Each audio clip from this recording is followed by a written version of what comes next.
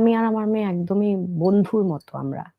আমাদের ওইভাবে একটা শাসনের জায়গাও আছে যেটা দুজন দুজনকেই করি। আমার পিএইচডি নিয়ে যেমন সে সেই কবে থেকে বলেই যাচ্ছে। কারণ আমি তো ৫ বছর হয়ে গেছে এই বছর হোপফুলি যদি শেষ হয়।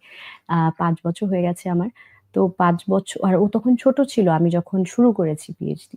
তো ও আমাকে এই যখন একটু বুঝতে শিখেছে লাস্ট ২ বছর ধরে যে আমাকে সারাটাক্ষণ "কোথায়? তোমার পিএইচডি প্রগ্রেস হচ্ছে কিছু? তুমি তো পড়াশোনাই করো না।" আমার আব্বুকে গিয়ে বলে যে, "না, না, মা তো কোনো পড়াশোনা করে না। কিভাবে পিএইচডি শেষ করবে?" হ্যাঁ, আবার আমাকে যখন ওই ল্যাপটপ হাতে দেখে, "কি করছো? পিএইচডি করো?" আমি বললাম, "না, অফিসের কাজ করি।" "হ্যাঁ, সারাদিন ব্র্যাক করো। তোমার পিএইচডি করতে হবে।"